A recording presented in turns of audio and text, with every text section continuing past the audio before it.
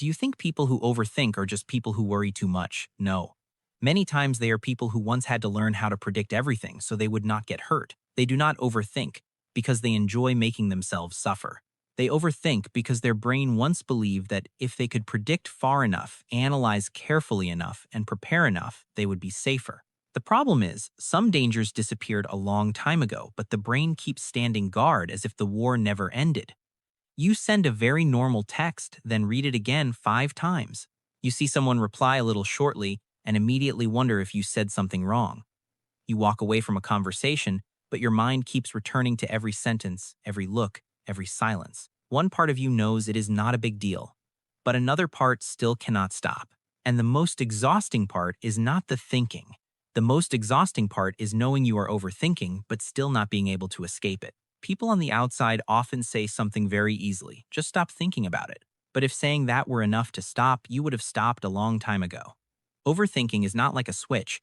It is like a room with too many doors open at the same time. The door to the past, the door to the future, the door to what other people think, the door to whether you did something wrong, the door to what happens if everything gets worse. You do not choose to hear all of them, but all of them speak at once. There is a healthy kind of thinking called reflection. You look back at what happened, take the lesson, and move on. But there is another more dangerous kind. You keep circling around the same problem, changing the angle a little, changing the scenario a little, but never really getting anywhere. You are not solving the problem. You are rehearsing your fear in different versions. Overthinking is not deep thinking. It is being trapped in the same room and thinking you are going far. You think if you think a little more, you will find the final answer. Think a little more and you will feel safe. Think a little more and you will know for sure that you were not wrong. But the more you think, the more the emotion stays trapped.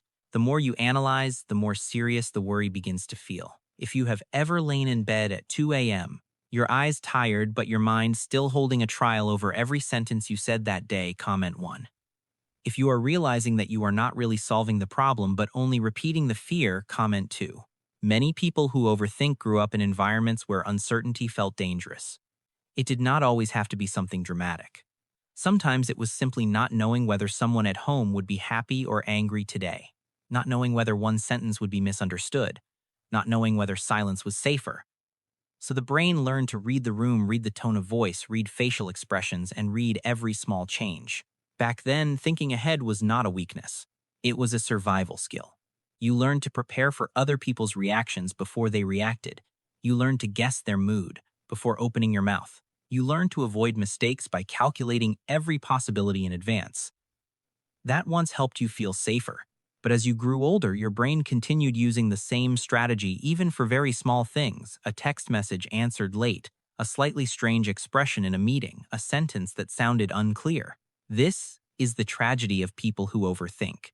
The thing that once protected you becomes the thing that exhausts you. The brain does not clearly separate a real threat from an unclear social situation. It only sees uncertainty and turns on the alarm. Your heart tightens. Your chest feels heavy. Your mind starts running. You think you are analyzing, but your body is reacting as if something is about to happen. There is a very common form of overthinking, thinking too much about how other people see you. You send one sentence, then worry it sounded too cold. You add the word sorry, then worry it sounds like you are admitting fault. You remove it, then worry you sound careless. You write 3 versions, send them to a friend to check, and finally send something almost identical to the first version. Then you still reread it to see if it was okay. It sounds funny, but inside it is exhausting, because you are not just choosing words. You are trying to control how someone else will feel. You do not want to hurt anyone. You do not want to cause misunderstandings. You do not want to be hated. You do not want to be seen as annoying. This is not always weakness. Many times, it is very deep empathy without an off switch. You treat other people's feelings like glass, but you treat yourself like stone. You can spend 40 minutes reassuring a friend that they are not bothering anyone. But that same night, you lie awake wondering if you are bothering someone.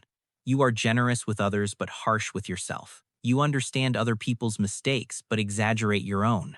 If you have ever turned a simple text message into a complicated psychological project, comment 1.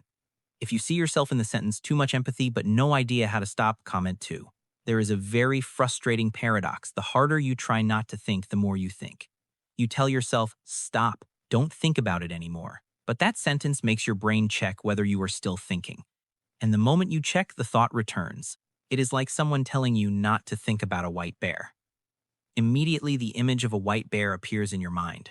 So when other people say, just stop worrying, they think they are helping. But in reality, they are giving you an almost impossible task. Your brain starts monitoring the worry itself.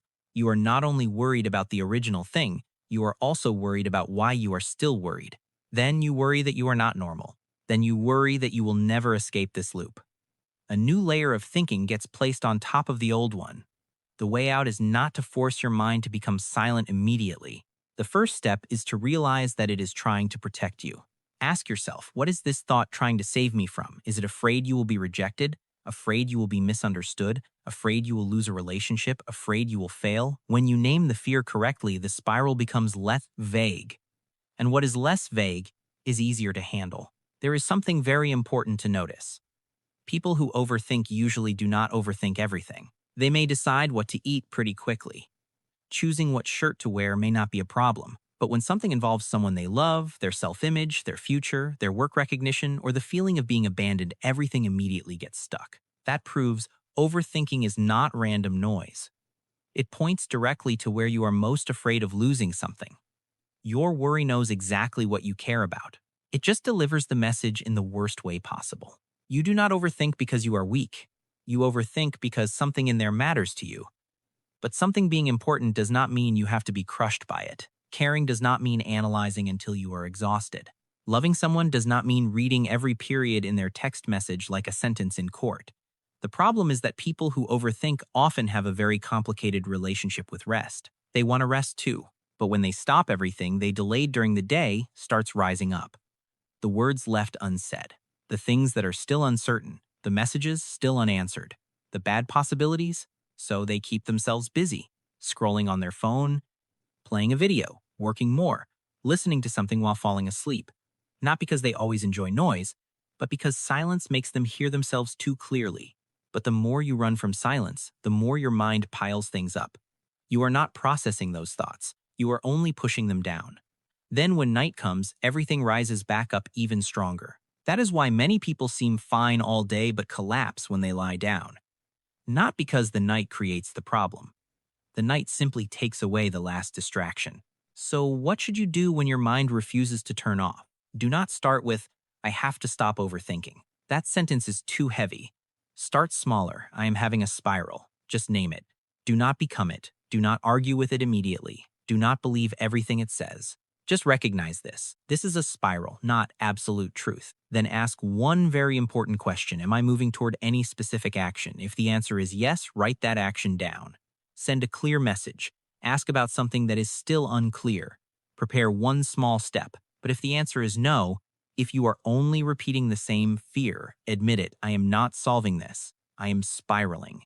Not every thought deserves to sit in the driver's seat.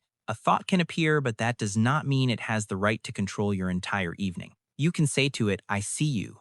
I understand that you are trying to protect me, but I am not giving you my whole night. This is not denying your emotions. This is setting a boundary with your own stream of thought. If you have ever let one small thing take over your entire evening, comment 1. If you are starting to understand that you can listen to a thought without letting it drive, you comment 2. One very practical way is to take the thought out of your head. Write it down. It does not need to sound beautiful. It does not need to be grammatically correct. Just pour it onto the page. When a thought stays in your head, it feels like a giant cloud. When it is on paper, it starts to take shape. You will see that some fears repeat. Some sentences have no evidence. Some things are being exaggerated.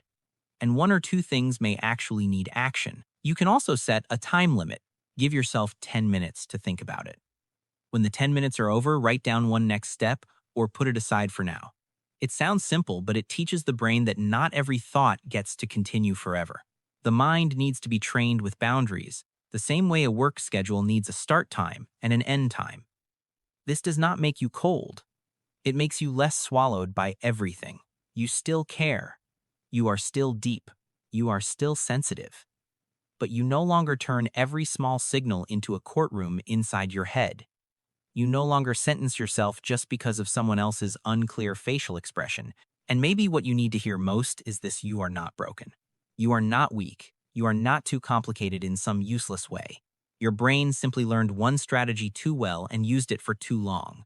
It is trying to protect you by predicting everything, but life cannot be fully controlled through prediction. Some things can only be lived through clarified, accepted, or released. You do not need a completely silent mind to live more peacefully.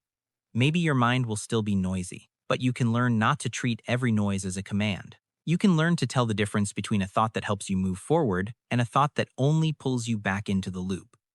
You can learn to say, I understand why I am scared, but I do not need to stay inside this fear all night. Peace is not the absence of thoughts. Peace is when thoughts appear but no longer force you to kneel before them. And when you begin to do that even just a little, you will feel lighter, not because life has stopped being complicated, but because you no longer have to process every moment as if it were a survival situation. If this video made you feel like someone just described the inside of your mind exactly, comment one. If you are beginning to understand that overthinking may once have been the way you protected yourself, but it does not need to be your prison anymore, comment two. And if you want to keep understanding psychology, emotions, and how to escape the quiet loops inside your head, like, subscribe, and wait for the next video, because there is an even harder truth. Sometimes the thing that exhausts you is not the problem out there, but the way your brain has been trying to solve it for too long.